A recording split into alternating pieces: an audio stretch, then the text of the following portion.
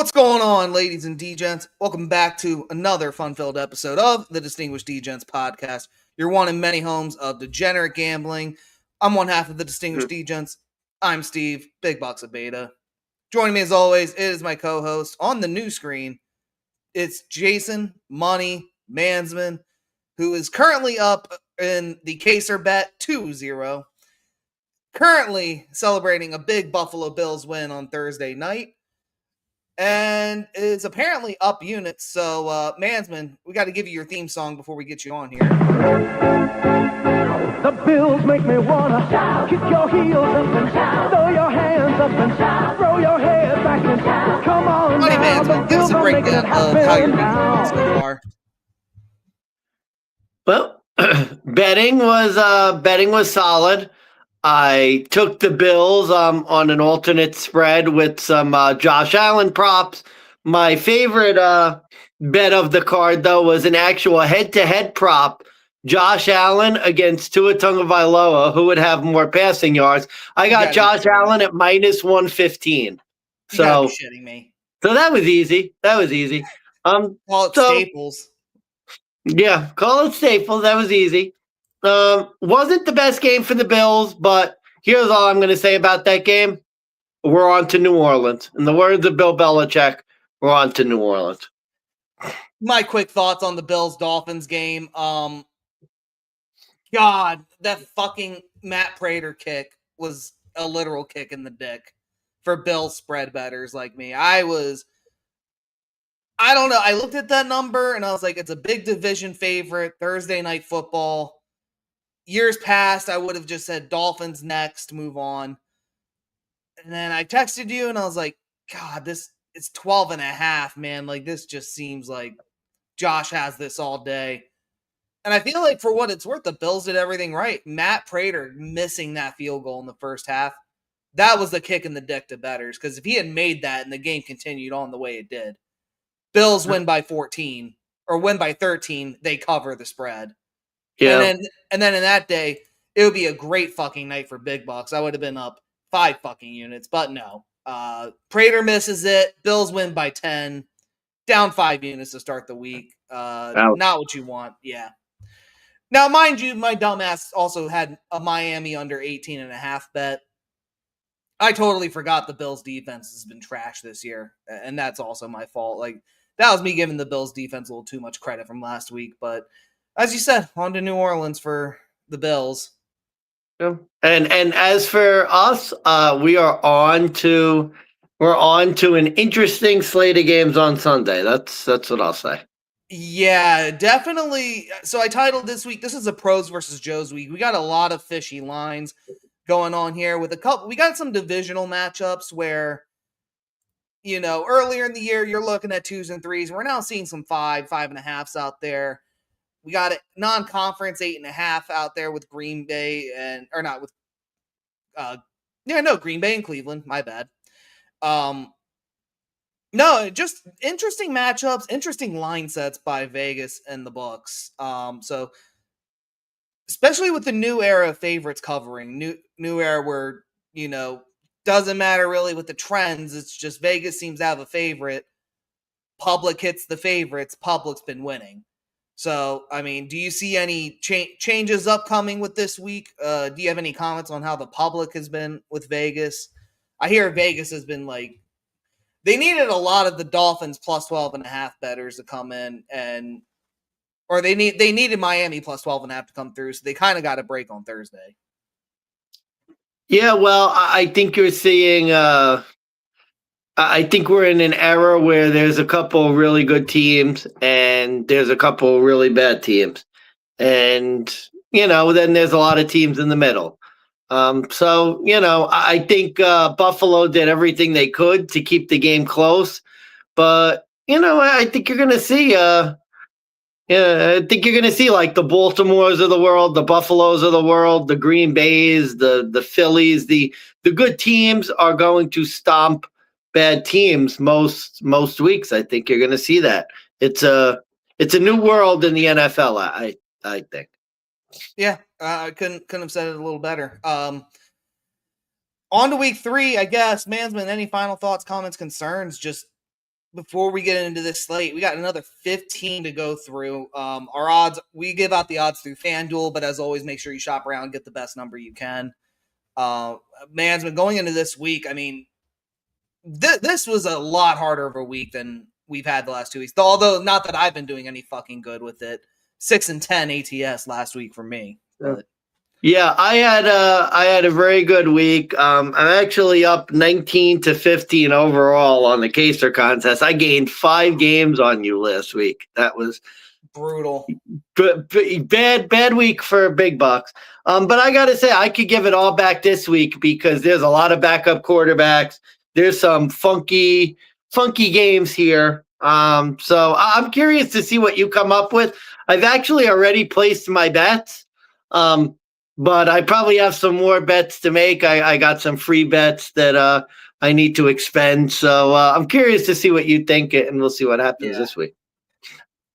I'll say this, like, it's pros versus Joes. I think we're gonna see how much of a new era, not just in the NFL, but in betting on the NFL, we're gonna get into. And this is the perfect week where we're gonna see if these old trends just stay true, or whether or not we have to reconsider our gambling thoughts all over again and just kind of put everything in the past and leave it there. But no, otherwise, and like you said, a lot of backup quarterbacks, a lot of weird lines especially for divisional matchups, and a lot of over-unders pretty much staying in like a small, like 41-44 range. So I don't know if Vegas has found a sweet spot with that. I don't know if there's going to be anything we could expose, but I'm ready to jump into this if you are, my man. Yeah, let's get into it, bud. Let's get into it. All right, as always, lines and odds are given out from the FanDuel Sportsbook. Make sure you gamble responsibly. Call 1-800-GAMBLER. If you're going to bet on the next team, it's the Las Vegas Raiders, who are 1-1 coming off the Monday Night Football loss. They are traveling to our home state of Maryland, Landover, Maryland, to be specific, Northwest Stadium, taking on the Washington Commanders, a.k.a. the Commies, a.k.a. the Redskins, a.k.a. the football Washington team. Redskins, go yourself. And they are laying 3 points at home as a non-conference favorite. Raiders +3, +130, -154. Jaden Daniels out for this game, so the over-under has dropped significantly down to 43.5. Slightly in favor of the over. Mansman, we have Geno Smith versus Marcus Mariota. Probably would have been a great, interesting game in, I don't know, 2016, 2017 would have been a good game. Now we're in 2025, and this just feels like game one of the battle of the backups. Even though it's a starter. Interested to get your take here on this one. This is one I've been struggling with, and I actually think I have a Raiders. I think I have a Raiders alternate spread ticket out there somewhere that I played. Yeah, I don't know. At 3, I think Washington. I think Washington is going to win this game. I just see this game being close. I don't know. Washington feels like one of those teams where if you lose Jaden Daniels, you're losing a lot on offense. I think Washington's defense will be okay, but I do think it's possible that the Raiders could score a little. And this game to me, it's in Washington, FedEx Field, shit game, really, between 2 mediocre quarterbacks. I don't know, man. This game just has a weird, like, 18-16 vibe to it. I don't know. I expect, like, a lot of field goals, maybe a special teams blunder or two. The Raiders are coming off. I mean, I guess the big advantage for Washington here is they're coming off the Thursday night game. Raiders are coming off a Monday night loss. So you would think the rest advantage favors Washington. Although I got to say, I'm a little concerned that Jaden Daniels, I mean, he had 10 days off and he's missing the game. I don't know. That's not a good sign. I picked Washington for a regression, and I feel like if Washington's going to have a regression, this is the type of game that's going to be close. I'm going to go, I think on the contest it was 3.5. I'm going to go with the Raiders here to keep this close. Yeah, I think for my betting slips, this has been a no play because I was waiting to see the Jaden Daniels news. And given that he is out now and it's Mariota, I think you're absolutely right. Like, this is a regression spot. This is like, don't know if you want to play the -3.5. I hear you. It dropped to 3, and I think with this being a weird field goal game, I just don't know if I could bet the Raiders as a non-conference road team. 3-7 straight up, 5-4-1 ATS in their last 10. They're 2-6 straight up, 3-5 ATS since 2022 as a as that non-conference road team in their last 8. Like, they've lost 4 of their last 5 against Washington if you go date back all the way to this millennia, but I think with the extra rest, that gives Mariota more time to prepare, but I think it gives him more time to get up to speed. I think Mariota's he's a compatible backup quarterback. We've seen him before in the past. We know what he can do. We know what he can't do. He's familiar enough with the Raiders. That was his former team at one point. Don't like how Geno looked in that game against the Chargers last week. Now it's less than 6 days. They have to go from West Coast to East Coast. 1:00 start. Look, at 3 or less, I'm going to go with Washington because I do think they're going to win. I think for the sake of the contest, I might go heads up with you and take Washington 3.5, but it wouldn't be in my top 5. Like, this would be a no play. Yeah. And as far as over-unders go, like, deadbolt under, like, I'm right there with you, under 43.5. This just seems like a weird, fluky, non-conference, boring game where it could be like 20-6 going into the 4th, and then we might see 2016. Raiders might try to come back and they just don't get it because they need the 6. Like, I could see something like that happening too. Yeah, and both of these teams have been under teams thus far this year. Weird stat that literally, I think it's Commanders' last 7 games against AFC opponents have gone over, but this feels like a sloppy under game to me. I think if Jaden Daniels was playing and this was like a 45.5, like, I'd be tempted to hit the over because it is Jaden Daniels, and I think he's the type of, like, mobile quarterback who could expose this Raiders defense and could either run all over them or, sling a deep ball, or even have like a Justin Herbert style game where it's a lot of passing, or not even Justin Herbert, but maybe a game where it's a lot of passing yards, maybe not necessarily on the points for him, but just on a time of possession instance. Like, that's where I kind of lean. I mean, Washington, just looking at their stats, they're about 30 minutes this year on time of possession, so nothing too crazy. But down to 2.5 on FanDuel, by the way, or DraftKings, by the way, down to 2.5. Down to so might be time for you if you like Washington. Honestly, I might have to peep that. Washington getting 67% of the money, 55% of the tickets. So slight public favorite here for a backup quarterback. Most of the time that wouldn't end well, but I think when it's a team like the Raiders right now. By the way, I have to send you a clip. There's a guy who was doing film study for Ashton Genty, and he literally breaks apart how bad this Raiders O-line is and how they cannot block a fucking lineman to save their life. So I think after seeing that might have phased me a little bit, but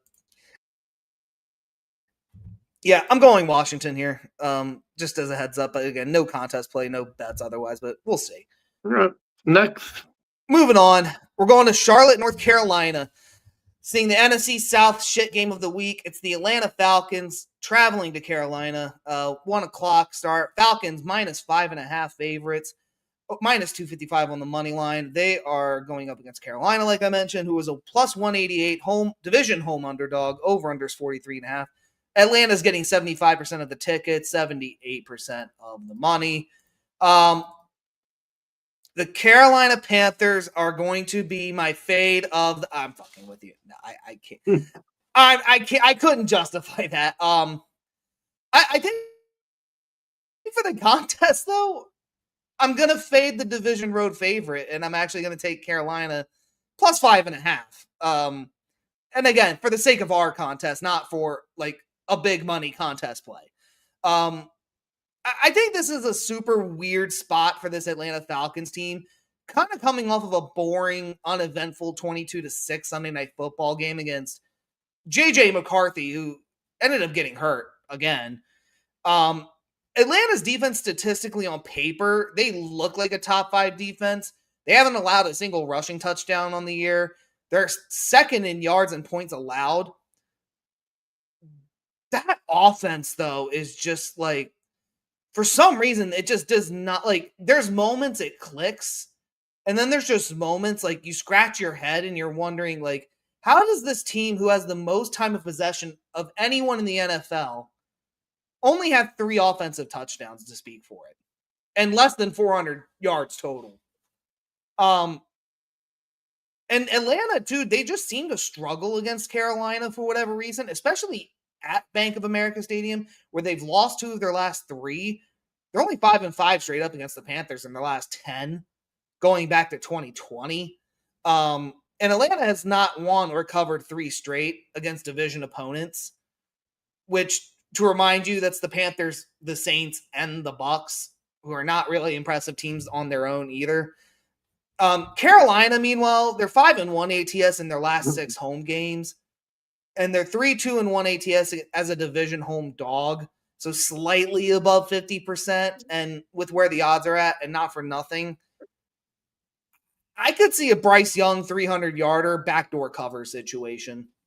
So, yeah, not a fade of the week. I don't know how much money I would throw onto Carolina, but again, for the sakes of us having to pick, Panthers plus the points, but I do think Falcons will win.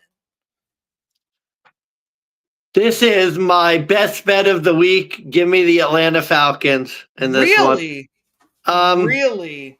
Oh, man. You got to look at like what you saw last week. Here's how this game's going to go. The Falcons should be able to run it well, and the Falcons defense is much better than what Carolina could handle. I actually like the way the Cardinals game ended last week, because if you're just looking at the score quick, you think, oh, Carolina was pretty competitive. Like, they only lost by 5. They got blown out in that game. Carolina is one of the worst teams in football. They and the Saints will be fighting for basement dweller. Bryce Young is no good. Like, this defense for the Falcons has been, they shut down the Vikings last week. They did okay against Baker week 1. Carolina doesn't have a Baker Mayfield. I get what you're saying with the trends, but for me, I just feel like the Falcons are just going to run the ball down Carolina's throat, and Carolina's not going to be able to do anything about it. So this, to me, is pretty comfortable. I don't think it's necessarily going to be 40-3, but I think the Falcons win this game in hand by double digits. Tough, on a normal week, maybe this wouldn't be my best bet, but it's a tough week. Falcons, to me, best bet. With that said, I guess we're going heads up for 2 games now this on the week. What do you make of the over-under here at 43.5? I personally, division game, NFC South, I want to go under. Because, again, this thing about the Falcons, there's another team I'm going to make this similar handicap with. They move the ball. They definitely know how to run the ball, especially with Bijan. But they move the ball. They just don't do a lot of offensive touchdowns. So maybe this is a game they get right. But I just, for some reason, I look at that and I just have a feeling like, is this a Falcons team that drives and then gets in their own way and has to resort to threes? And is this just going to stay under because Bryce Young at most will move the ball, but also not score? Yeah, I like the under in this game just because I have concerns that Carolina's not going to be able to do anything on offense. And more importantly, I think I could see Atlanta, much like they did last week against the Vikings, just sort of lining up and being like, okay, we're just going to run the ball. And if you can't stop us, we're just going to keep doing it. Like, I would I would honestly look at, I don't know what the number is. I would look at Penix under just because I could see this being another game where they just run the air out of the football. His number right now is 214.5, which is a little lower than I'd like it. I just see this being I think the Falcons are just going to run the air out of the ball. Carolina can't stop the run. They're one of the worst run defenses in football. I just think it's going to be a heavy dosage of Bijan Robinson and Tyler Algier in this game. Dead interesting one I got for you. Most passing yards. Michael Penix minus 120, Bryce Young minus 108. I'm not tempted to play a Bryce Young ticket because if you're dead, think of it. If you're dead right and like Falcons do end up blowing out a Panthers team that can't do nothing, all Bryce is going to do is throw it. And then just by default, I think he could get over, especially if you like look at the passing yards for both quarterbacks. I mean, Bryce Young's only 210 and a half. That's 4 yards difference. You know, could be a non-correlated for play. you, Falcons. that would make sense. For you, that makes sense because if I'm dead on, he could very well have more just in garbage time than Penix. And if you're right, you're probably going to need Bryce Young to play well to have a chance to cover the numbers. So kind of gives you two game handicaps where you could be successful in that bet. So I think it makes sense for you. I'm gonna jot that down since we're kind of. I mean, we're not really on with the game, but that's one stat I think we could be on. Is Bryce Young over Michael Penix? All right. Let's move on. Game 3 on the 1 o'clock window. Oh boy, it's the shit stain of the NFL. It's the Cleveland Browns. They are hosting the non-conference road favorites, probably one of the best teams in the NFL right now, the Green Bay Packers. Green Bay is a 7.5 point road favorite, minus 400 of the money line. Cleveland's a plus 315. Over-under is set at 41.5 points right now on FanDuel. Money Mansman, I think Jaden Reed is officially on IR. He'll be out for, I think, 8 weeks. Green Bay coming off of Thursday Night Football. Cleveland kind of coming off that blowout loss against Baltimore. First home game for Cleveland, too, if I'm not mistaken. Oh, no. It's their second. No, they played at home against Cincinnati. Yeah, that's where I got confused. But anyways, all right, Cleveland's back home. I know they're a different team, but what's your take here? This is weird spot. Is Green Bay the dominant NFC team to take on Philly? Like, what's the deal? This just seems to me, sometimes the sharps, I think, try and be too clever. And I've heard a lot of sharps talk about how interesting of a pick Cleveland is in this game. And I just don't see it. Cleveland got their run out of the building against Baltimore last week. It's not week 1. It's Joe Flacco. It's Dylan Gabriel. It's whoever the hell they put in there. This is a Packers play or nothing. Now, I will say, does this feel like a game the Packers might sort of do like Buffalo did Thursday and not put up their best? Maybe. But they do have the rest advantage. And I just think, you know what travels? Defense. The difference between the Bills and the Packers is that the Packers have a good defense. So I think regardless, they're going to hold Cleveland. And even if their offense is a bit sluggish, it's still hard for me to see them. I think there's a chance they may only win the game by 6, but I think it's much more likely that Green Bay just, again, beats Cleveland up. Cleveland's defense gets tired. Josh Jacobs runs the air out of the football. And, there's a few passes here and there from Jordan Love, and they get the win. I just think Green Bay is much the better team. And this line is not respecting the fact that Green Bay is, top 5 team in football, and Cleveland's one of the worst. So this is Packers all day. I think the Sharps are trying to be way too cute in this game. Man. Pros Joe's matchup for sure. Frosty right now, by the way. Yeah, I'm going to have to get frosty on this one. The Panthers were not my fade of the week, but I am going to make the Packers and the Browns my fade of the week, and I'm taking the Browns plus 7. Oh, boy. Yeah, look, I'm betting the spot. The Browns 4-1 ATS as home underdogs against the NFC since 2018. Now straight up, Packers 5-1 in their last 6 against Cleveland. So without a doubt, like I'm gonna say, I do think Green Bay wins this one. Green Bay 7-0 straight up, 5-2 ATS against the AFC since 23. Jordan Love at home is not the same quarterback as he is on the road. Jordan Love on the road against the AFC, he's 1-4 as a starter. Losing one of his top receivers. Cleveland, for what it's worth, their defense on the road, dog shit. Their defense at home, they show up. I don't know what it is. I can't explain it, but you look at that Bengals game week 1, and they basically shut down Joe Burrow. They shut down that run game for Cincinnati, and Burrow was struggling. I could see a very similar type of thing happening with Jordan Love, where if they can't run the ball and they can't get into position where they can do those design plays lately that they've been running, I don't know if Green Bay is going to have the same type of success that they were used to. And really, I'm taking the points. It's more so with that than I think Cleveland actually having a chance to win. SGPN stat, Browns are a close your eye special, so they lost by 20 or more the week before. They're now catching points the week after. I think the percentage rate on that was like over 65% the following week. So I think it's an old trick your old man used to do as well, like take the team after a big bad blowout if they're getting points. So now Green Bay coming off the extra rest as well with Thursday Night Football. And both teams have gone on to win the week after. I'm expecting that trend to continue.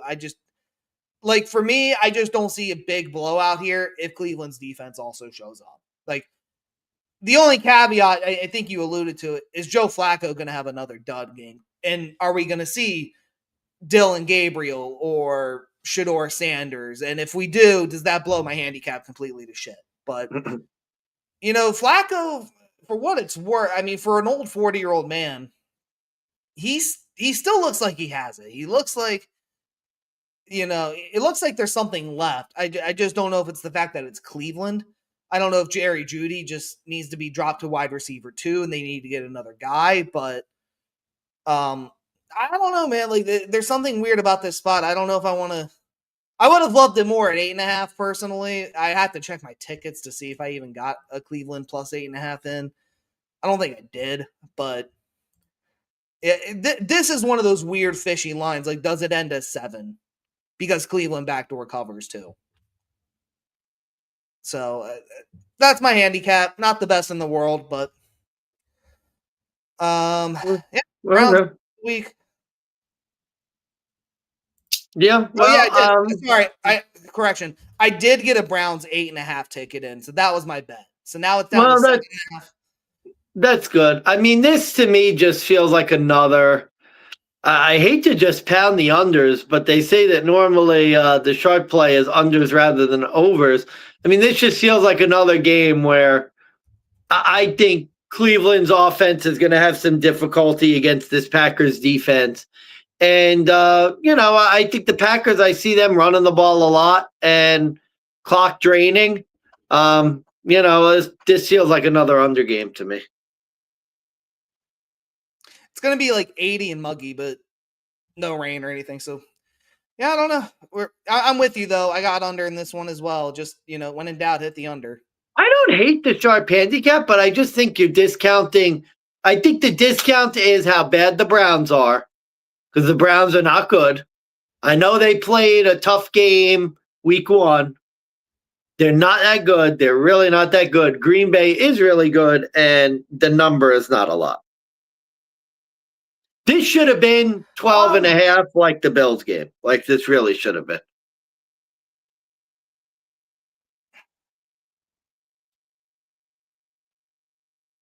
I mean, I hear your point. I hear your point. I just don't know if I don't know. Like, I feel like the Detroit win was good. The Washington win was Jaden Daniels getting hurt, and yeah, Flacco is a downgrade. So I don't know. Maybe I could be wrong, but I don't know. Like, I don't think Cleveland is as bad at home Now, mind you, if this was in Lambeau and it was 12.5, I think I'd be with you. But I think with Cleveland at home, Green Bay in a non-conference road spot right after Thursday night, I'm wondering if that might play a factor, but we'll have to see. Let's move on to game number 4. New England Patriots hosting the Pittsburgh Steelers. Both teams are coming off of losses last week. New England is a 1.5 point home underdog, plus 108 on the money line. Steelers minus 126 road favorite. Total is 44.5 points. Game is in Foxborough. I think if this was 5 years ago, the sharp bettors would have hammered this Patriot spot just based, I think, alone on the trends and line movements. And looking at this, in my honest opinion, the Patriots do really well against the North. They're 6-3-1 since 2020. Steelers are bad against the AFC East, 3-6-1, same time frame. But this is like a new era of the favorites, and this line not budging one way or another. I got to see what the betting trends are, but looks like Pittsburgh's getting 60% of the bets and the money, so nothing too crazy. I think I have to take Pittsburgh here, even though I instinctively don't want to. I think after watching that Miami game against the Bills last night, it confirmed the Patriots defense is just no good. The Patriots team, and they're not a good team. They're really bad. They have 2 of the top 3 interior linebackers in pressure rate. They're 3rd in rushing yards allowed, but through the air, they've allowed 630 yards to both Daniel Jones and Tua Tagovailoa. That makes them 31st in the league. And I want to believe in Mike Vrabel as a head coach for the Patriots. I think it's a great story. Good return home. I can't wait to see what he does in the next few years. I want to say as well, Christian Gonzalez is practicing. So you would think sharp better. Oh, well, Patriots are a home dog. Their cornerback is returning. They have a chance to bounce back, but they've won all of 2 games at home since Bill Belichick has left. And I know the Steelers aren't great in this spot necessarily. This just seems like a setup trap where, Steelers defense has not looked good either. I don't know if the Steelers defense is really going to show up. I don't they're saying Jalen Ramsey's having a good year, but he looked like burnt toast last week against Seattle. This to me is more about questioning, does Drake May show up in this game? And that's what I hear a lot of sharp bettors talking about. They're saying this could be a Drake May arrival, where Drake May steps up, but I think they won't. And that's with the Steelers being a bottom 5 defense and points allowed, yards allowed, touchdowns allowed. Barely beat Justin Fields, lost to Sam Darnold, but I don't know. They almost beat Seattle. They kept up close, and then Seattle kind of blew it out late. New England, I feel just kind of caught a few lucky breaks here and there against Miami. Or New England did end up winning in spite of Miami getting in their own way. I don't know. Between Aaron Rodgers or Drake May coming off of a loss, I'd rather back Rodgers, especially if it's a 1.5. So I'm going Pittsburgh, but maybe you have a better handicap than I do. It's not like I've been great lately. Well, might as well call this moving week because we're literally heads up on every game. Oh shit! I'm going New England 1.5 here. When in doubt, take some points. I don't know. To me, I don't really like to back the Steelers as favorites. They seem like a much better team to be an underdog. I actually think the over is probably a better play if you're really inclined to bet this game, which I'm not. I actually think this has a sneaky chance to be one of the best games of the week because I could see this being close.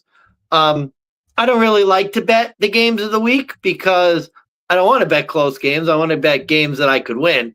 I don't know. New England's at home. They're catching 1.5 points. Yeah. New England might be the better team. I don't know. I think these teams are about even. It's a close game. I think they're going to score because I don't think the Steelers' defense is that good. I don't think New England's defense is that good. Do I count on Old Man Rodgers as a road favorite against a decent team? No, I think I'm going to fade that. So it's close. I can't fault you for betting the Steelers because this was actually a no-play game for me. But I think it's going to be the Patriots would be my pick if I had to choose. At least we get along on one thing on this game. And you mentioned the over. This is my over of the week at 40. Oh, I like that. I wrote it 40. That play. But no, over 44.5 for this one. We literally said both these defenses are bad. It's going to come down to them throwing it through the air, which we know Pittsburgh's no good at. We know New England's not much better, even with Christian Gonzalez. I don't necessarily know if this will be shootout, but I mean, what is this? 24-21, you hit the over? Yeah. Seems very possible in this kind of matchup. Could be 28-27, 28-24. Just seems like it seems like the over could hit by the third quarter, or fourth quarter is going to really blow up one way or the other, especially if it stays close. But I do have this play in right now. Yeah. Don't know if I have much to add on to that. Mansman, you? No, that's good. Next. Cool. Moving on. We're going back to Philly. Lincoln Financial Field, the Philadelphia Eagles 2-0, minus 3.5-point favorites. They're taking on the LA Rams, and Matty Stafford is 3.5-point road dogs, plus 156. Money line minus 186 for Philly. Over-unders 44.5. Mansman, I don't know if you remember the last couple of times these two teams played, but Saquon Barkley had himself career games back to back. Do you see a repeated instance of this, or do you have another idea? I do not. I do not see that this time. This is going to be my fade of the week. Give me the LA Rams plus 3.5. What?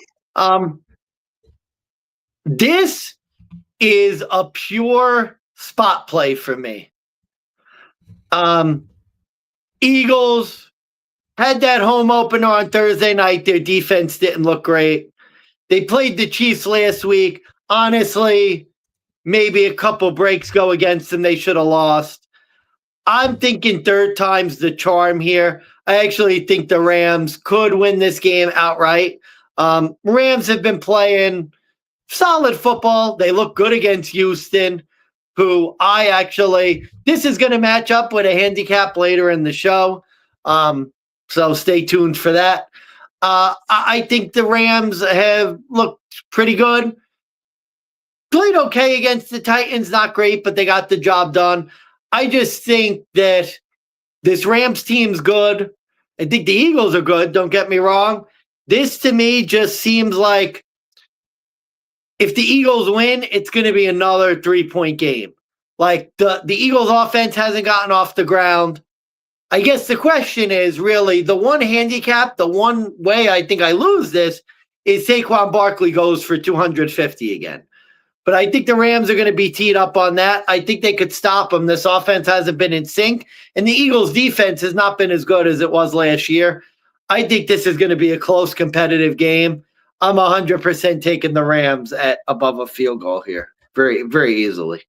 I cannot believe how many games we're going to go heads up on because we're going heads up really bad on this. We haven't agreed one game so far. That's nuts. And this is my best bet. Philly minus 3.5. Oh, no. Really? Wow. Your best bet on the whole card? What? You mentioned spot plays. Philly owns the Rams. They're 9-1 in their last 10, 8-2 ATS. This almost was like, you can make the argument fade of the week and fading the Rams. I don't know what world you're living in, bro, where the Rams are such a great team. I don't think they're that spectacular. They got 14 points against Houston. And Houston's like, I think we can say Houston's not a good team this year. There's something off with them too. Well, they got a good defense. Their offense has been horrible. Their defense is all right. Like, And then the Rams go to Tennessee, and they hang in close with a rookie Cam Ward. And then finally they were like, okay, we got to put this game away. We got to take it seriously. And then they went and covered kind of late. But this to me is like, this is the Rams at their peak. This is when like, oh, well, the Rams got two wins. They're kind of looking good. I think they can take on Philly. And this is the game where Philly just like stomps on their throat. And they're like, yeah, I'm still your daddy. And you're going to take it. And then Saquon's going to get another 100. I don't think Saquon gets 200, but I could see him going easily over 100 in this game. Just a buy low on the Eagles, who like a lot of people have questions. Like their offense, you're right, they're not in sync. Their defense looked a lot better last week against Kansas City, though, than it did week 1 against Dallas. But I think that's kind of like the Philly mantra. Like early in the year, they look a little bit rougher. They're trying to get it together. The more they get through, the better they start to look. And it's just a back-to-back road spot for the Rams where they're going from Tennessee to Philadelphia. You know, for what it's worth, Philadelphia, their defense looked better against the Chiefs. I think they take that momentum forward. I could see Matty Stafford getting picked off twice. I could see them getting shut down. And I'm not going to say it won't be a boring game, but I think Philly will keep this game in complete control the whole time. And I think this is a spot where Matt Stafford chokes and falls.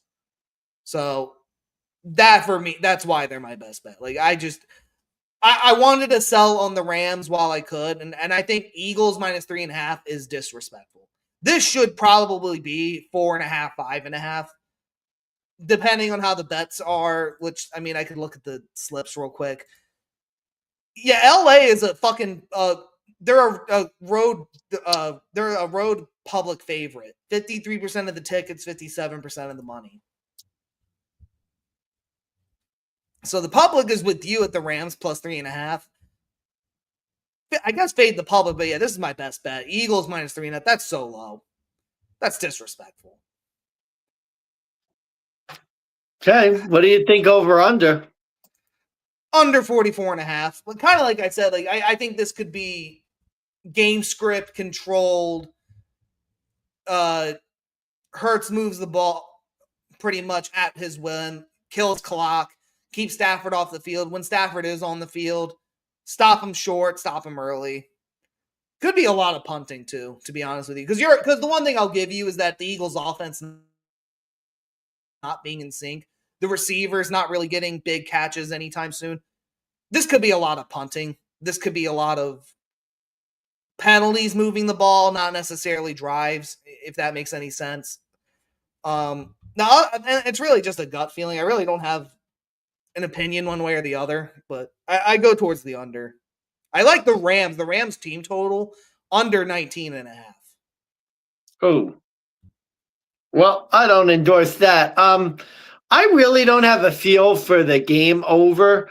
I was thinking the game would go over, although I could see a possibility where if the Eagles offense stays at a sync, maybe they don't score a lot.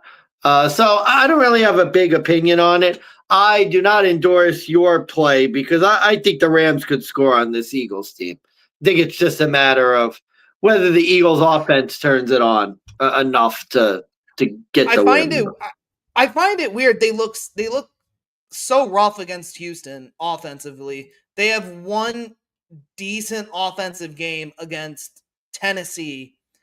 Stafford 298, 2 touchdowns and a pick. I mean, yeah, that's about what you would expect him to do against the Tennessee Titans. I don't think he's going to do that against Philly. I mean, that's another reason why I lean under. I don't think Stafford shows up like he did last week. Well, the good news is one of us is going to be proven right. Seeing as we have every game, probably have to do it. This might have to be the Cinny bet. We have a head-to-head bester going up, a fade versus a favorite. This might have to be a Cinny. Bro, this is not. I can't remember a week. This might be. I'm trying to think. Like maybe when we first started. I can't remember a week where we had so many against each other. This is nuts. It's been a long time. I will say it's been a long time But we have a lot of games left to go. I mean, it's not over yet. We're only through 5. We have Yeah. another 10 to go. All right. Let's see if we can go here. Tennessee coming off the loss against the LA Rams. They're hosting the Indianapolis Colts coming off the kind of fluky win against Denver. Colts are minus 4.5, minus 235 on the money line. Titans are plus 194 division home dog. The over-under is 43.5. Titans are not the public side. Colts are getting 70% of the tickets and 70% of the money. Mansman, can we agree on this one here? Like, I guess we're gonna say, but yeah, here we. Oh, I think it's my go. Oh, it is your go. It is your go. You are right. Sure. Look, I'm Go not ahead. gonna overthink. I don't want to overthink this game too much. This is a Colts or nothing play, and the Colts, for better or worse, are the better team than Tennessee as of right now. Now, maybe in 10 games, it could be a very different debate. With what Daniel Jones has done so far in this offense, and honestly, just the call alone to start Daniel Jones tells me that coaching is going to be the X factor in this game, and that's why I'm backing the Colts. I want no parts of catching anything under a touchdown right now with Coach Callahan, who here you go. You mentioned that I didn't give out enough stats last week, so here's a stat for you. Coach Callahan and the Tennessee Titans, 3-16 straight up in ATS. In 19 professional NFL games, the Titans plus 4.5 as a 3-16 straight up in ATS team. No, but I've had to listen to some sharps this weekend, and some sharps call in. Let's bet the Titans plus 4.5. Why? Because it was 3. You're getting a bad number. So now we have to bet the Titans plus 4.5. And look, here's the problem with the sharps. What the sharps will do is see the 3 and go, oh, I'm going to hit the Colts because I think this line's going to go up. And then when it gets to 4.5 like it did, well, I'm just going to bet the Titans, and I'm going to pray for a middle. You know what the problem is? This line should be 6. This line should be fucking 6.5, 7 with how bad this Titans team is under Coach Callahan. So I don't think it makes fucking sense that sharps are going to come out and say, oh, well, it's a bad fucking number. Let's pick Tennessee. How about some good fucking football play from Tennessee before I bet them? Or have you seen that under this head coach? Like, you want to fade the coach who's 12-2 as a favorite?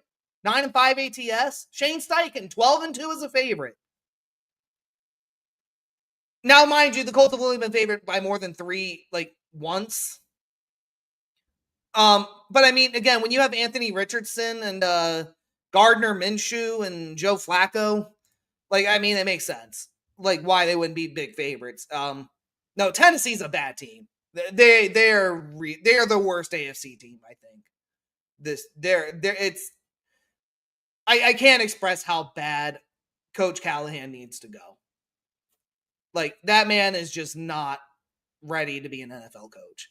That's it. That's my handicap. I'm done. Betting the Colts. Well, buddy, this is truly unbelievable. This is really unbelievable. So I backed the Titans last week, and you know what the sign of a good bettor is? If at first you don't succeed, learn. We finally agree on something. Hallelujah. Yeah, I'm going with the Colts. Okay. Callahan's terrible. Callahan is the worst coach in football, and I had to learn a tough lesson last week when Tennessee actually played decently, and then the coaching's just horrible. Tennessee is a bad team. Indianapolis, saw them. We watched them against Denver last week.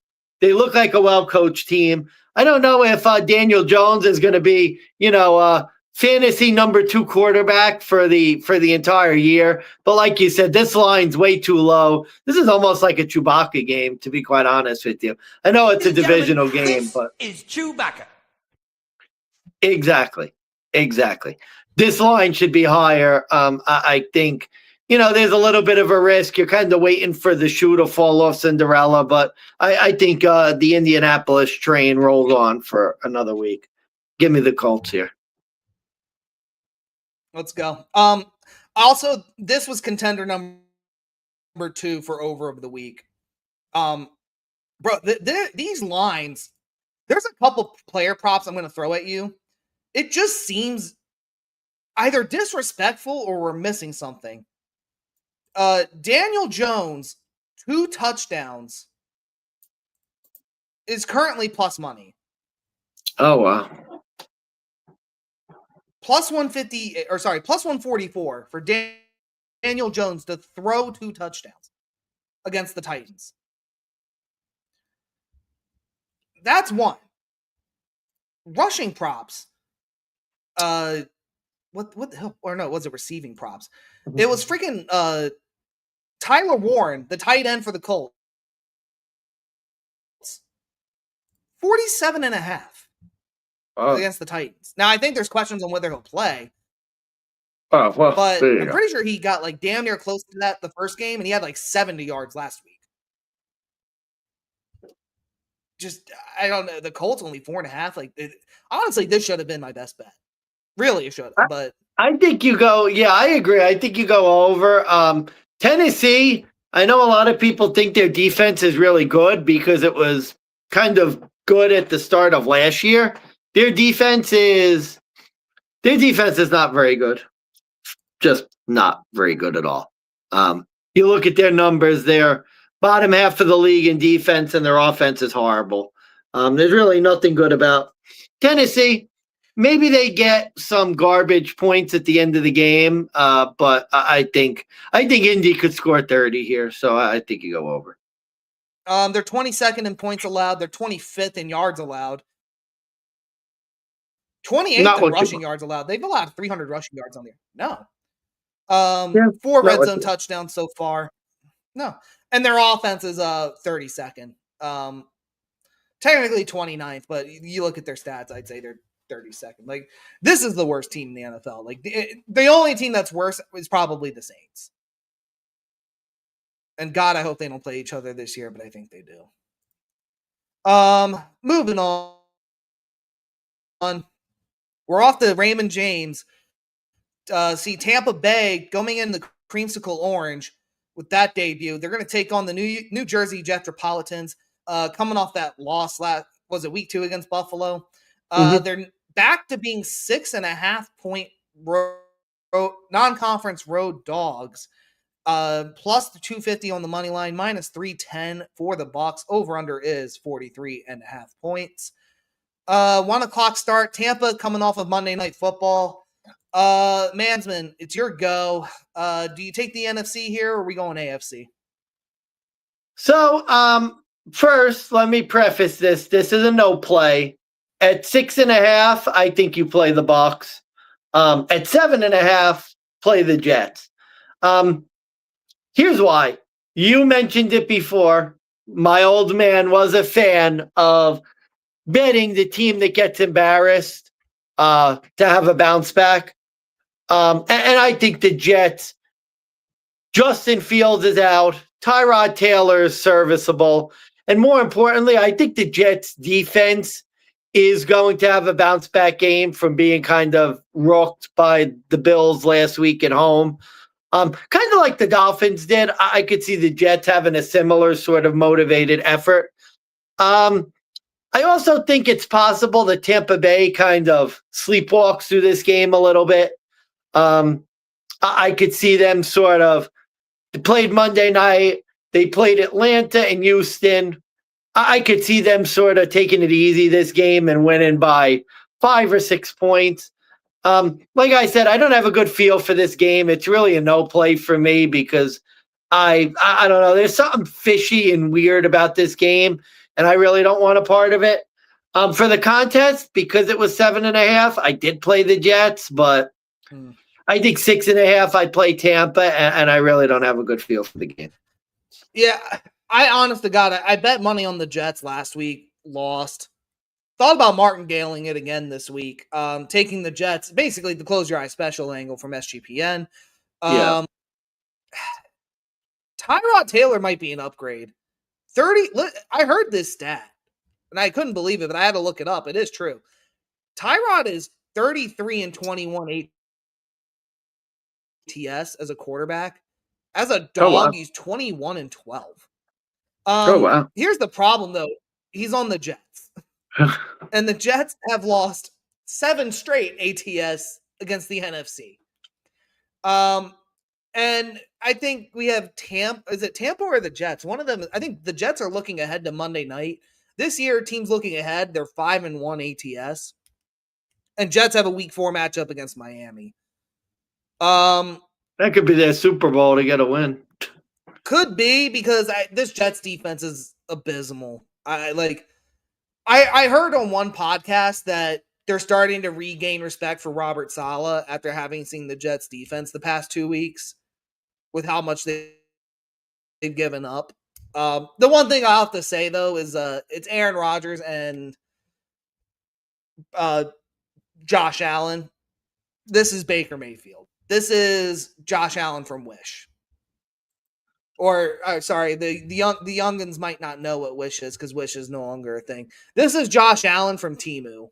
Like, to be fair, the problem is this is Bucky Irvin because they couldn't stop Cook last week, and I don't think Irvin's going to make it any easier for him this week.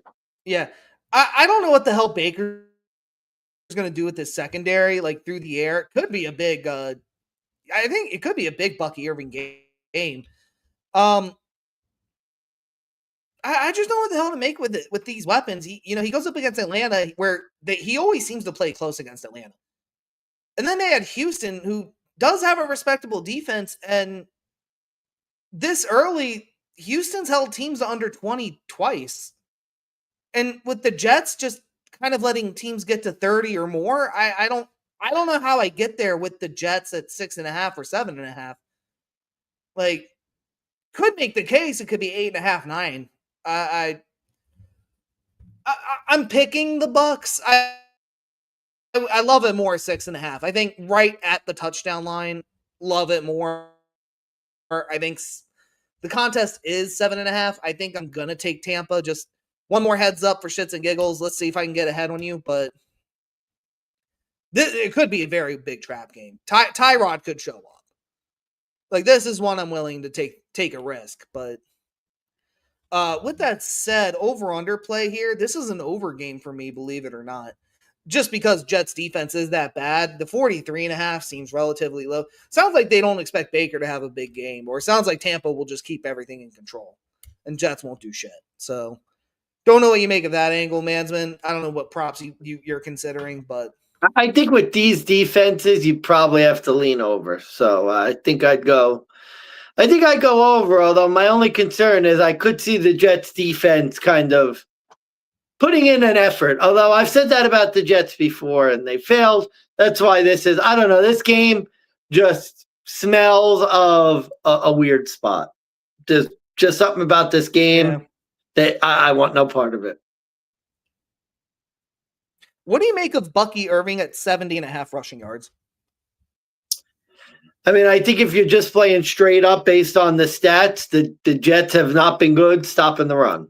So, and they got skewered by Cook last week. Skewered. So,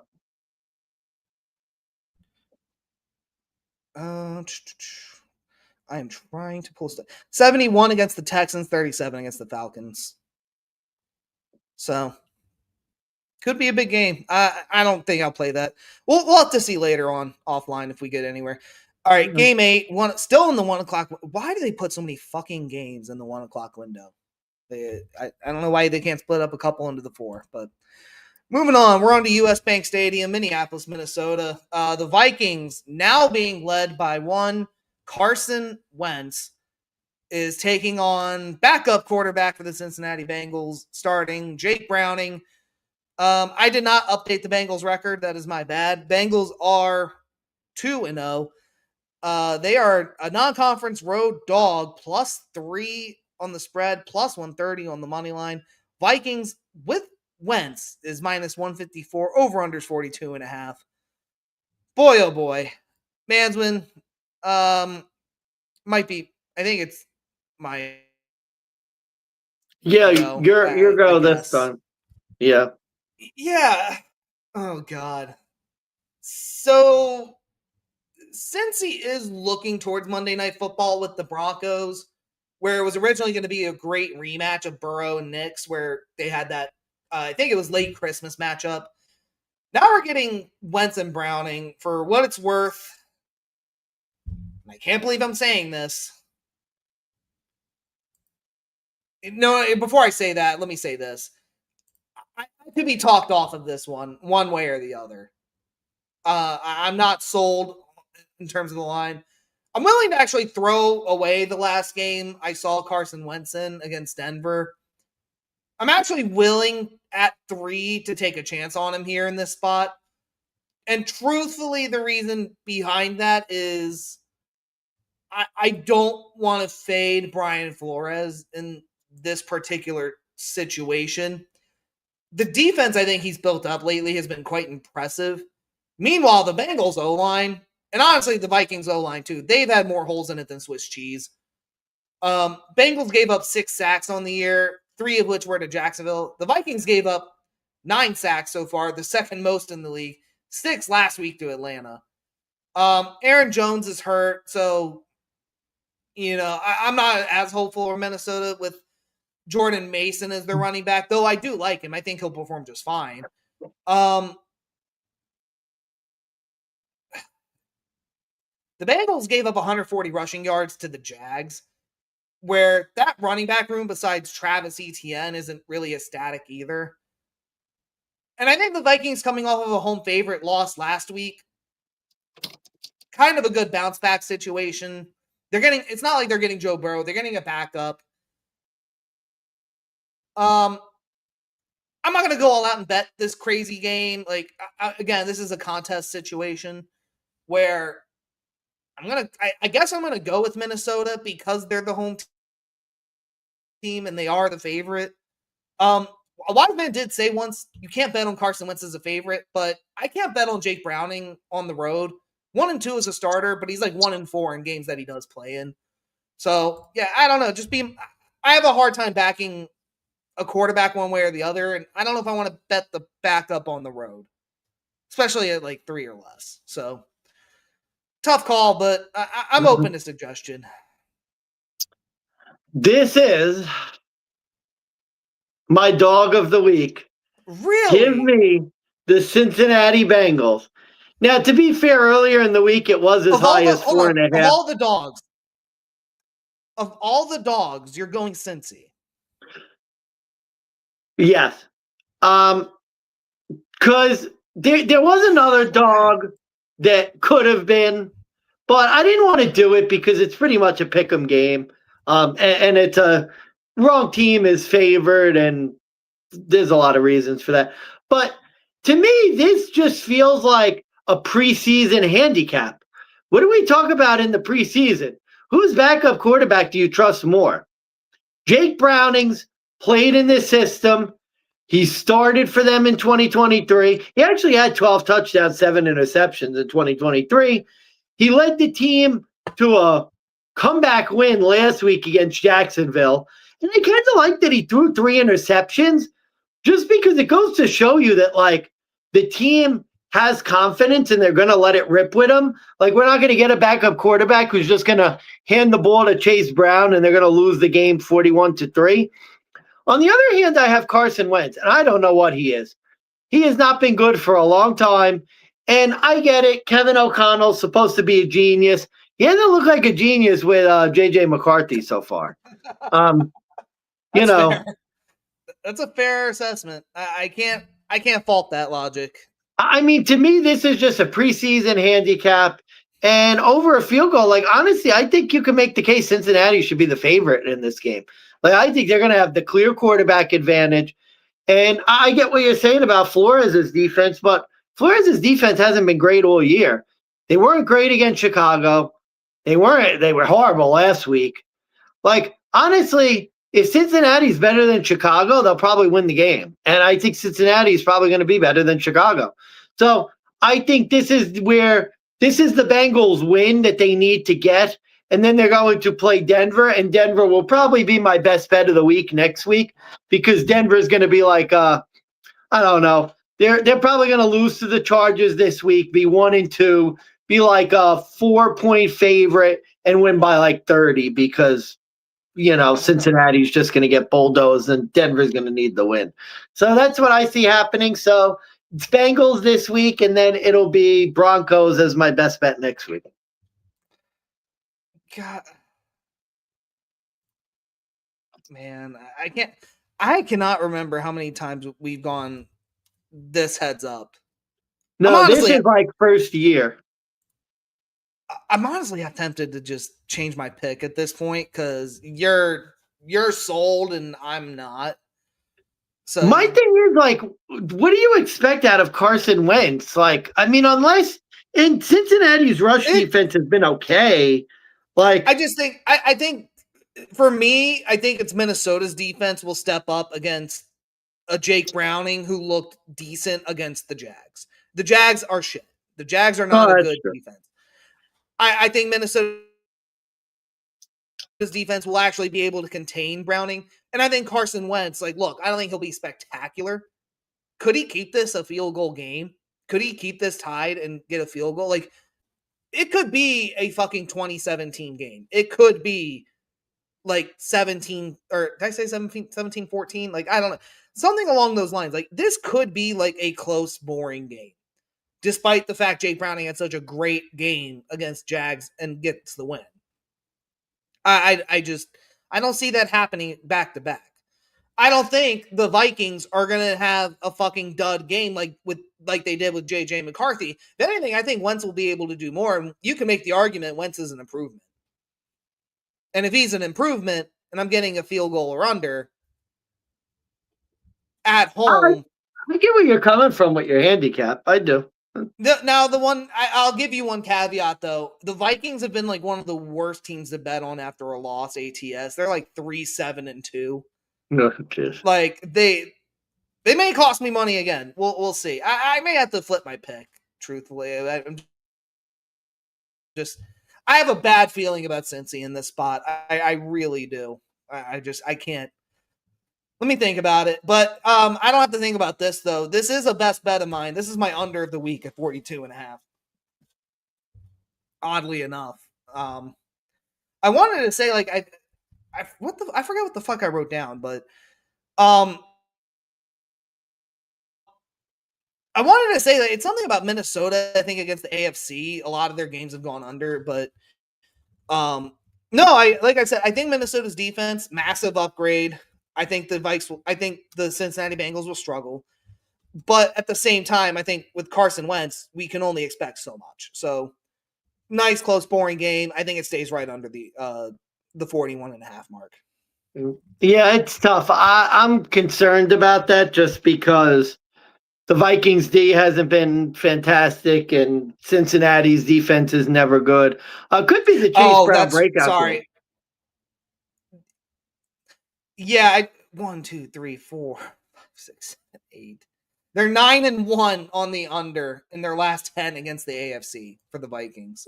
Yeah, I mean, you might have convinced me on that one. I have no. I'm not even going to give out an over/under. I don't know. I think it's going to be close to 42. It's probably going to be like 26-17, 23-20, somewhere close to that. 20-17, 21-7. I think it's going to be somewhere close. I think that's going to be close. That's fair. I mean, now mind you, these teams were shit too. Houston, Jets, Indy, but Vikings have won their last 3 at home against the AFC as well. Covered 4 of their last 5. The only reason I kind of wanted to avoid those trends because they were different quarterbacks. It wasn't JJ, it wasn't Carson, so I didn't know if they were going to matter. But yeah, no, the one thing, the over/under trend with this being an under, like this, it just falls right in line. So yeah, all right. I think we're on the final 1 o'clock game. It's the fucking Jags coming off that brutal loss against the Bengals. They're back home. They're taking on their division rival in the Houston Texans. The Texans are plus 110, division road dog, plus 1.5. Over/under is 43.5. By the way, all these games have literally been within a window of 41 to 44.5. Yeah, you're right. So I don't know if the books are getting cute or what, but this is 43.5 in favor of the over, I guess. Jesus Christ, Mansman. Last 1 o'clock game. I have a feeling I know you're going to go with this, but give us your thoughts. Ladies and gentlemen of the supposed jury, this is Chewbacca. Chewbacca, an 8-foot tall Wookiee. Why? An 8-foot tall Wookiee live with a bunch of 2-foot tall Ewoks on the planet Endor. Why? I'll tell you why. I don't know. Does it make sense? Suffice it to say, this line makes no sense. Houston has lost to the Rams, who are top 10 team in pretty much everyone's power rankings. And they lost to the Bucs, who's close to a top 10 team in everyone's power rankings. Jacksonville sucks. The Houston Texans should not be an underdog in this game. Houston Texans being an underdog in this game does not make sense. You must bet the Texans. This should have been my dog of the week. I'll just say bet the Texans. The Texans are the right side here. This is a massive overreaction. Jacksonville is no good. Houston's defense will kill the blonde bitch, Trevor Lawrence, and Houston will get their first win on Sunday. Ladies and gentlemen, this is Chewbacca. We'll play the line for you guys. Well, it wasn't your dog of the week. Good. I'm glad. Good. The Texans. This is asinine. They lost 14-9 to the Rams, and then in a Monday night heartbreaker to Baker Mayfield. They didn't get blown out. Like, they were winning that game. I wouldn't say hand over fist. They were leading that game for a majority of the time. And then Baker just came back once again and led a game-winning drive. And now I'm getting them as a dog in a spot where the Jags just lost to a backup quarterback. And they're 2-8 against Houston since 2020, since the COVID times when it was Davis Mills they were losing. And the Jags are 1-4 ATS as favorites in their last 5. The Jags have only won twice against Houston since 2018, which is basically a fancy way of me just saying that the Texans they're a flowchart, rap sheet type of play. I think you can make the argument we did make the argument this is a Chewbacca line. I mean, there's a chance I play some Nick Chubb props on this line. The man had to go up against 2 of the tougher NFC defenses back to back. And now they're getting the Jags. And that's some serious class relief here.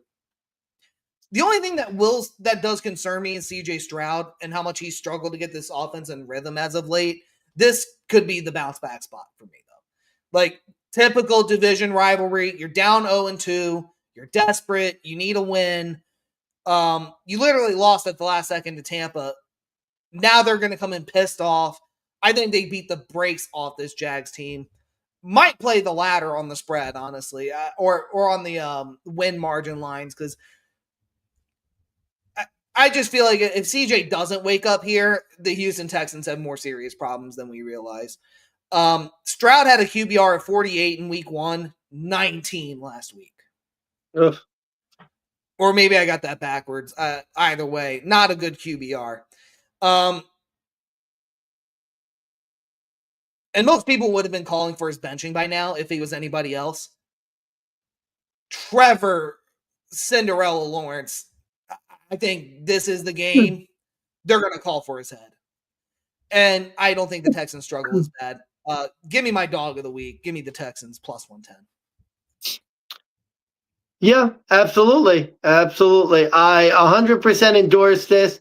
And by the way, if you're thinking, Trevor Lawrence has played some good football. His QB rating last week, 36. But he had a 71 quarterback rating against Carolina, who's no good. So remember, and that was after a thunder delay too. Yeah. So literally they beat the worst team in football and lost to a backup quarterback. They blew the game against the backup quarterback. So, yeah, Houston's the play. Ladies and gentlemen, this is Chewbacca. The Texans are a dog against the Jags. This is Chewbacca. All right, 4 o'clock. Seattle taking on the New Orleans Saints. Seattle at home -7.5, -390. Saints +310. Over under is, once again, we're at 41.5. Points haven't really moved much yet. You can't keep getting away with it. The Bucks are fucking with these over-under lines. I'm convinced. Like, this week is a trap. I don't know what it is with the points. Although I did pretty well last week on the points. Not really, but hit my best bets on them. So all right, I'm done rambling. Jesus Christ. The Saints or the Seahawks? I mean, can you make an argument? I can't. There's no argument you make for the Saints. Easy handicap. It's Seattle or nothing. There's no good angle when Spencer Rattler is your starting quarterback. I don't have one. Like, the guy has not won an NFL game. I don't know if he's even really covered, honestly, but guy's no good. Saints are in serious tank mode. Seattle's defense is starting to look back to form too. Like, they're looking really good. And I think even with as good as New Orleans began to look last week against Mac Jones, they still ended up fucking blowing that game and blowing the cover. So yeah, I want no parts of New Orleans. Give me Seattle. Yeah, I'm not so excited about the 4:00 games because I think they're tougher. But Seattle is the way to go for me as well. I actually think Spencer Rattler's played okay. And I've heard people talking about how, maybe Spencer Rattler's not that bad. This game is going to expose Spencer Rattler for what he is. I actually have the Spencer Rattler under passing yards because I think his number was at like 210 or 215 or something like that. And I, for the life of me, can't understand why. This Seahawks defense is going to get after him. I think this is the week where the Saints have been feisty. I think, excuse me. Oh, my God. Oh, I had the sneeze coming there. This is going to be the week where I think the Saints get embarrassed. I think Spencer Rattler is probably going to throw a couple interceptions, have a really bad game. Yeah, Rattler right now is 204.5 passing yards. So far this year, he hit 214 against Arizona, 207 against the Niners. So I'm staying away from that line. I will highlight Seattle 7.5 for now, just in case, but I think we like other things more. I don't really have much else to say on this game. I tried looking for angles for New Orleans. I couldn't see any. I really couldn't. I have a dead under game too. Like, yeah, yep. One of two things will happen. Seattle will blow them out. Rattler gets benched early, or Darnold sucks. New Orleans drives, does nothing, misses a field goal again. And New Orleans gets 17. Seattle will get 24. And they'll blow the cover. Or it'll be like 26-17. It'll be like something stupid, fluky like that. I don't know. I kind of want to be done with this game. I haven't even watched it. We haven't even watched it yet, and we want to be done. Oh, are we going to watch it? That's the real question. I don't know. I don't know if I'm going to watch this next game. I don't even care. It's all right. The Broncos, they're going to LA, SoFi Stadium. Chargers laying 3 -158. Over under is 45.5. The Broncos are a 3-point dog, plus 134 on the money line. You know what, Mansman? I know it's my team, but I'm going to defer. Like, I don't know what the fuck I'm doing on the spreads lately. You're clearly the sharper one out of the two of us right now. What's the side to take? And tell me how I'm wrong. Well, here's what I'll say about this game. I think there's a case to be made for Denver. They got a heartbreaking loss last week. Normally, teams bounce back in those spots. Chargers, Broncos always kind of play pretty close. I feel like sometimes these games could go either way. So I expect it to be a dogfight. I actually think this has a chance to be one of the games of the week. Just because these teams always seem to kind of be, competitive. Although the Chargers did win both games last year. Denver won both games the year before, strangely enough. Chargers also coming off the Monday night spot. I just think ultimately, here's what it came down to me. I just think the Chargers are the better team. I hate to say it, but Denver's defense, I thought was going to be really good. They've not looked like fantastic the first 2 weeks. Indianapolis kind of bullied them a little bit. I did not expect that last week. I thought Denver would really shut Indiana Jones down. So stupid that this guy has a nickname. I just think the Chargers are better on defense.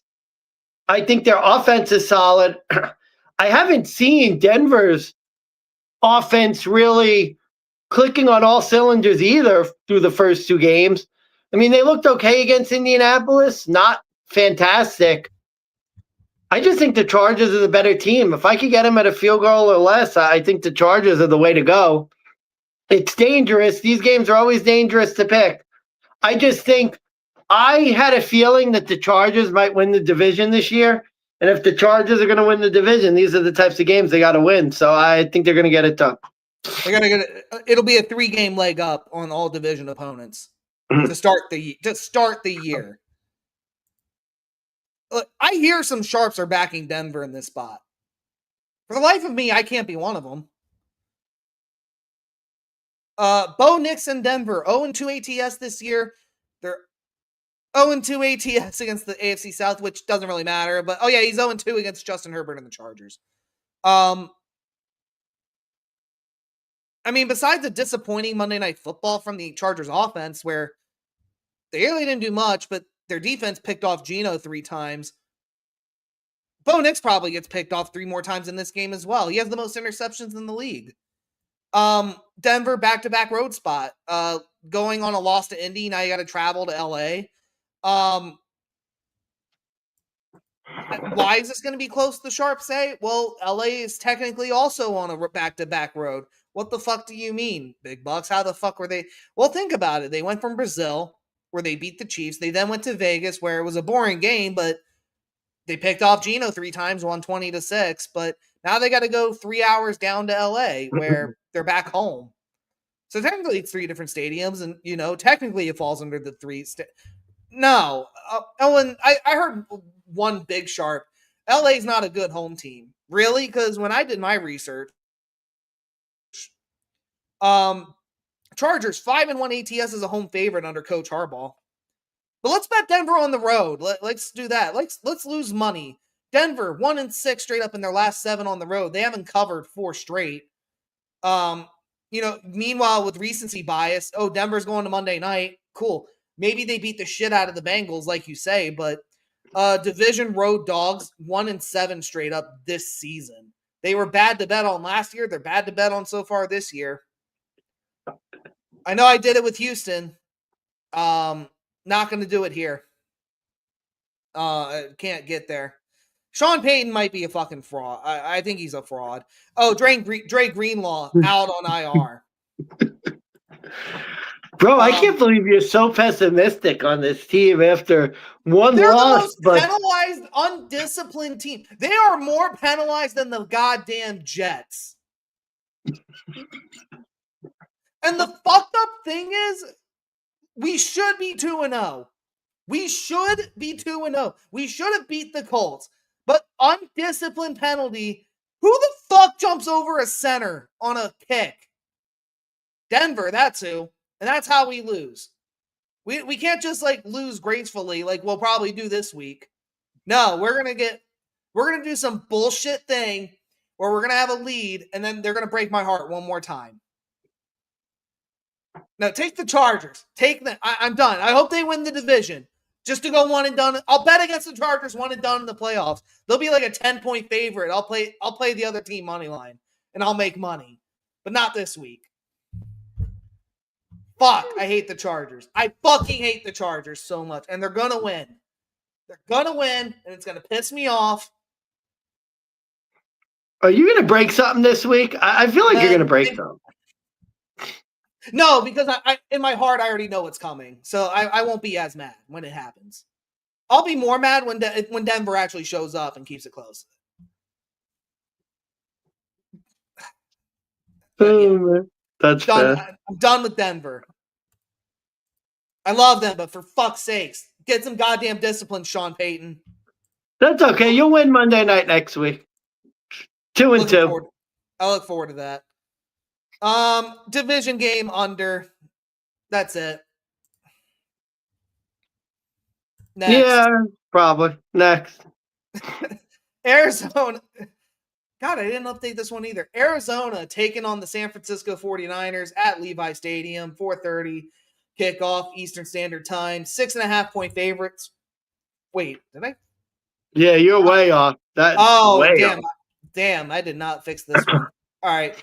Take two. The Niners are 2.5-point road 2.5-point home favorites, -134.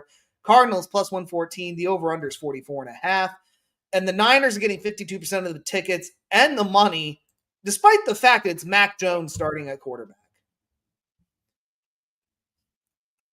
Let me say that again. The Niners are 2.5-point favorites with Mac Jones.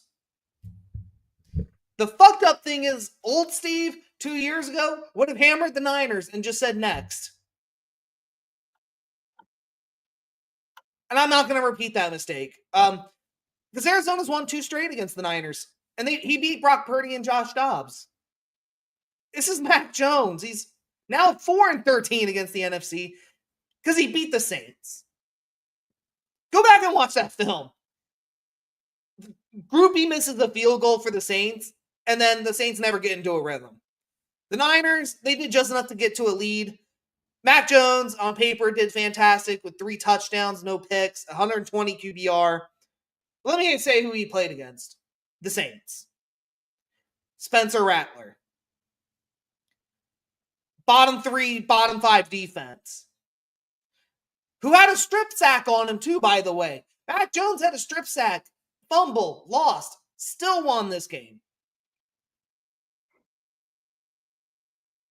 It's now Arizona, who, mind you, also beat the Saints and beat Carolina. So they're not impressive either in my mind. And I hate betting on them, but God, whenever I look at this Niners line, I just hear in my head, donkey, donkey, donkey, jackass, donkey. I don't know. I'm not betting on Mac Jones as a favorite again. I didn't really bet it last week, and I was fine with it. I'm not going to do it this week. I've been looking for a spot to fade the Cardinals. Unfortunately, I don't think it's this week. For what it's worth, Cardinals are really good against the rush. They're basically going to have to game plan to tell Mac Jones to beat him in the air. And I don't know if Mac Jones gets away with doing that twice in 2 weeks. And last point I'll make, you have to go back to 2022 to find the last time that Mac Jones ever won back-to-back games as a starter. You know who he beat in that 3-game stretch? Who? Just shot in the dark. He was a Patriot. That's your hint. He was a Patriot. Well, he didn't beat Tua because they can never beat. No.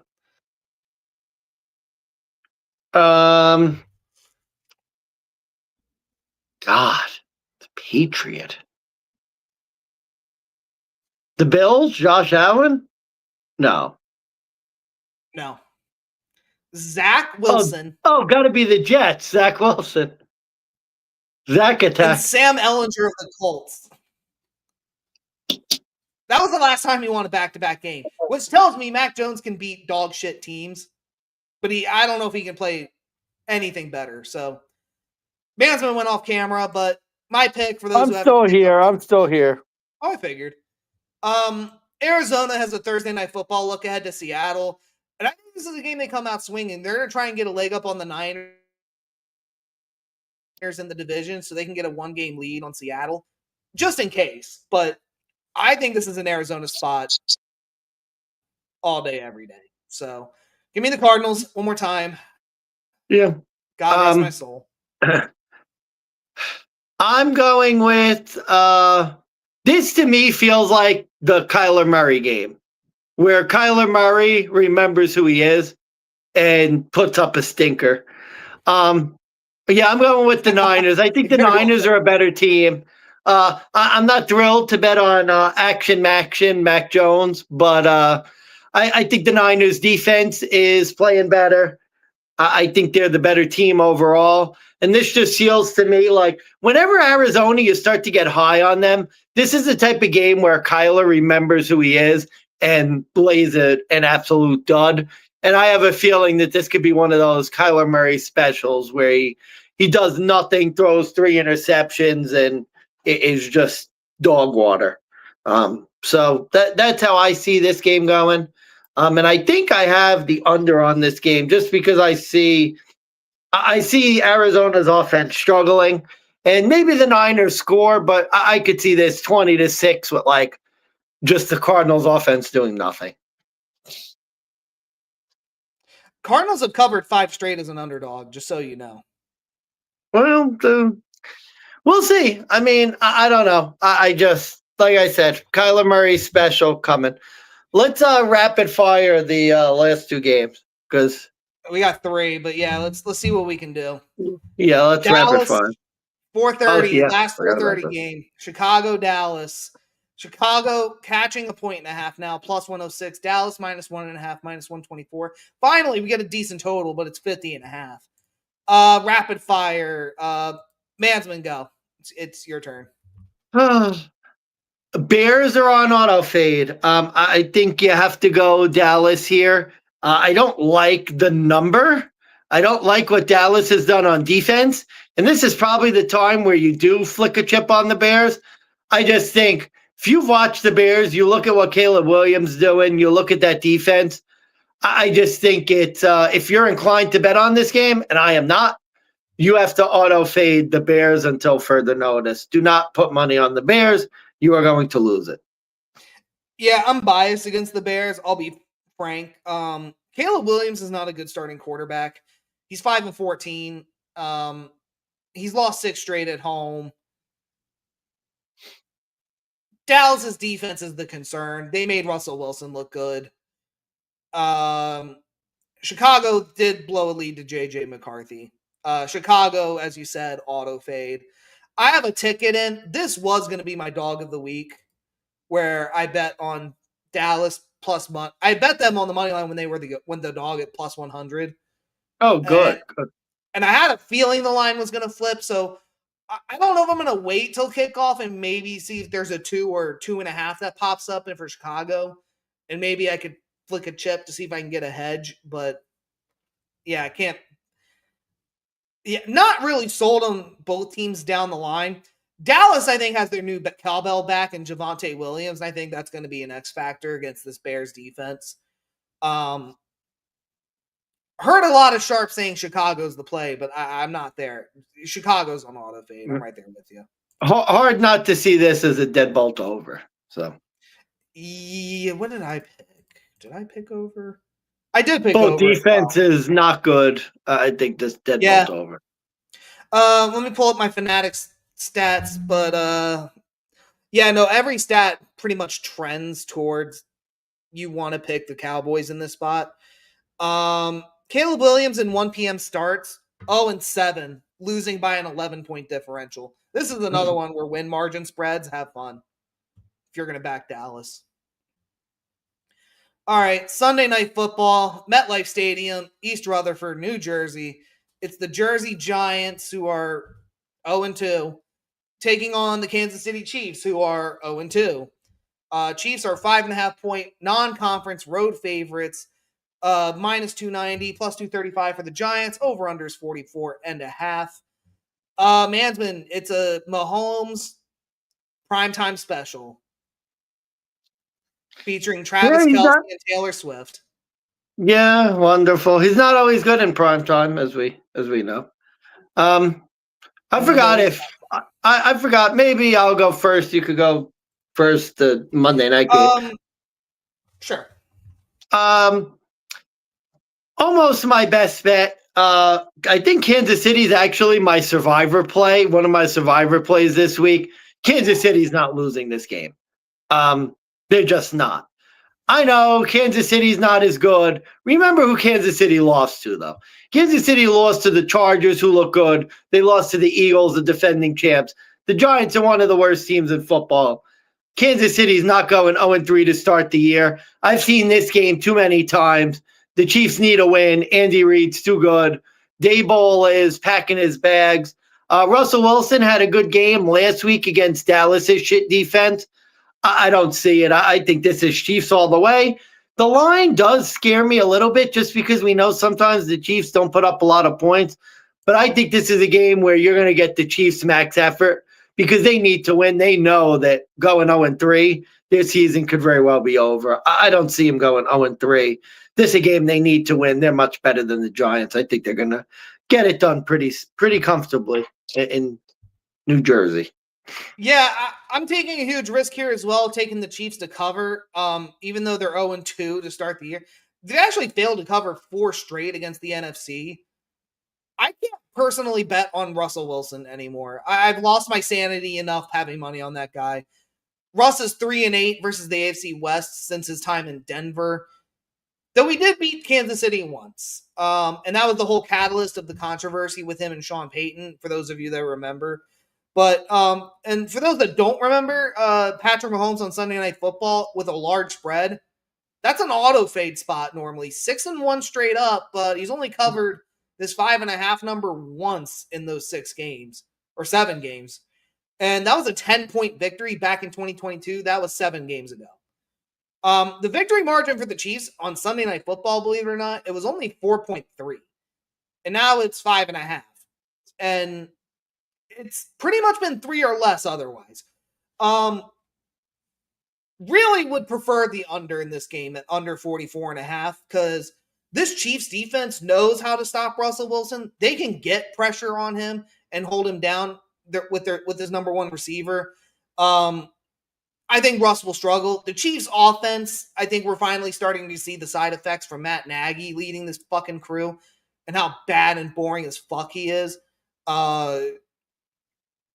Just without a real receiver core, I can't just imagine Mahomes doing Mahomes magic bullshit anymore. And these teams finally have learned just, if Mahomes has the ball, you're going to lose. But if you keep him off the field, you probably have a better chance. Chiefs have only had 27 minutes of possession in 2 games. Not even a full half of football yet. And the Giants, on the other hand, they're 9th in the league in time of possession. So, I'm picking the 5.5 because it's under 6, but I'm not a big fan. This isn't my best bet. I'm not. Yeah. Love the under though. This was number 2 in my under. Yeah, me too. I think Russ is going to get shut down here, and I think Kansas City's defense is going to take over. Agree. Real quick, I got to see do you happen to know the team total for the Giants? Because maybe that's an angle me and you can get on. If not, it's okay. Let me see if I could get it quick. Oh, 19.5. Woo. Oh, love the under there. Yeah, hammer the under there. Okay. I'll get that in, and then I'll be off camera. Keep going. I'll give my opinion of the last game once you're done. Sure.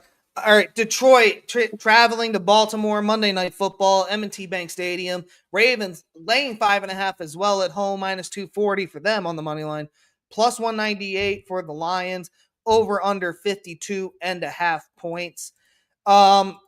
This handicap, I think you've heard it once, I'll say it again. This is Lamar Jackson on Primetime, 7-2 straight up on Monday Night Football, 6-3 ATS, covering 4 straight. Dan Campbell, though, 3-0 straight up in ATS on Monday Night Football. Well, you've heard this narrative before. How about Lamar Jackson versus the NFC? 8-2 straight up, 7-3 ATS. Oh, wait, no, that's the Lions line? Oh, shit. What about the Ravens? 9-1 straight up, 6-3-1 ATS. Lions 4-1 straight up in their last 5. Ravens have not covered 3 straight against the NFC at home. Bottom line, though, these are 2 tougher teams than you can anticipate. I am trusting in primetime Lamar here. I am trusting in this Ravens team at home. And I'm kind of just taking the whole traditional fade route of fade Jared Goff outdoors on the road, where in his last 5 road starts as an underdog, they went 1-4 straight up. Ravens defense is the reason why they probably won't cover, and I'll lose my mind having money on the Ravens, trying to redeem any losses that I may have incurred on Sunday. But Ravens have a look ahead to Kansas City. These are the kind of spots where the Ravens usually just show up and then dominate, make a statement. And the Lions' last loss against the AFC was against the Ravens. And they got fucking dog walked, and I could just see that happening again. And that Green Bay loss kind of like is the reason why I could just see something similar happening.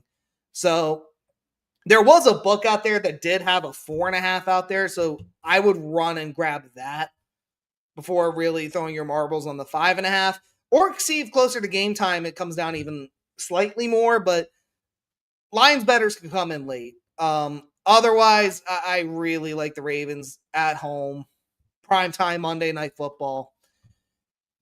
Going Baltimore. Yeah, I was listening as I'm getting some things together. I agree with you completely, buddy. We know what Lamar Jackson does in prime time. God, I mean, them losing to Buffalo was like one of the few times I could remember Lamar not winning, like Sunday Night Football in prime time. As for this game, I agree with you. I think Detroit's a good team. I don't know if their defense is going to be able to stop Baltimore, and I just think the Ravens are going to be too much for them at M&T, at home. What can I say? I mean, I think Green Bay, Baltimore, they're looking like probably two of the best teams in football, and I think Detroit's kind of in that second tier. And under a touchdown, I mean, Detroit keeps it close. They're always good as underdogs. They're always live underdogs, but I don't see him getting it done. I think the Ravens are going to be too much for him on Monday. Yeah, I got nothing else to add on to that.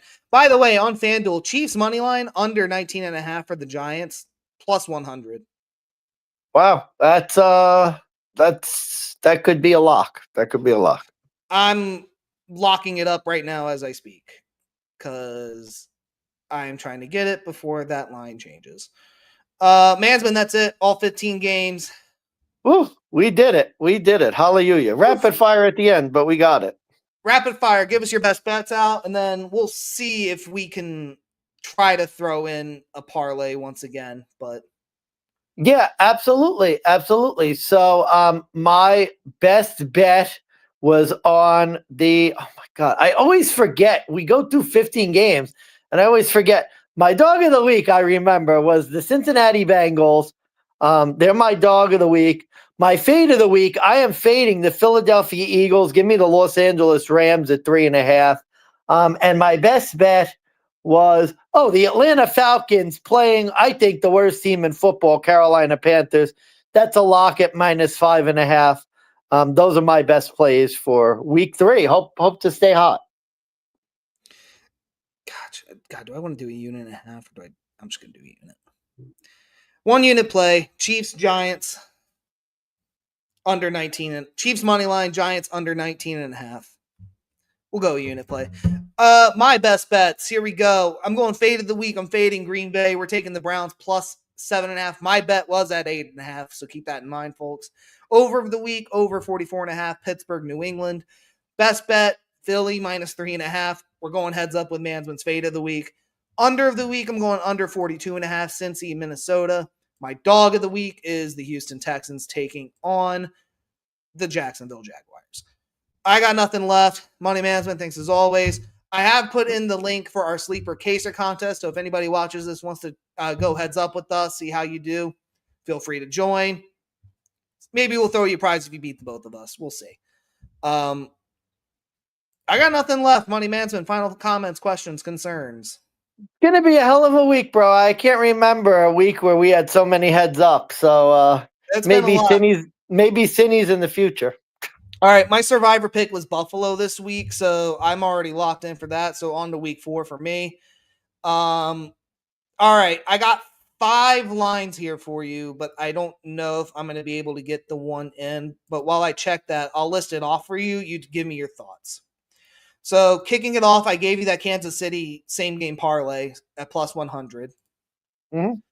Seattle minus 7.5 at plus 100 odds as well. Colts minus 4.5. Like that. Pittsburgh, New England over 44.5. Currently 13-1. Oh wow, really? Ooh. Yes. Okay. Now, That could be a good DGen corp bet.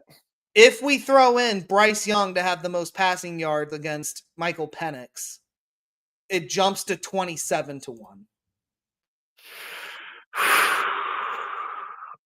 Yeah, for a corp bet, why not? Go big. All right. Go for a $5. Why not? Go for a $5. All right, we'll do that. All right. And under 19.5. All right, we'll get that ticket up. I'll send it to you. I got nothing left. Thank you guys for tuning in if you do catch it. I'm Big Bucks of Beta. Money Man's been signing off, and as always, boys and girls, go win that motherfucking money. Go in and make that motherfucking money.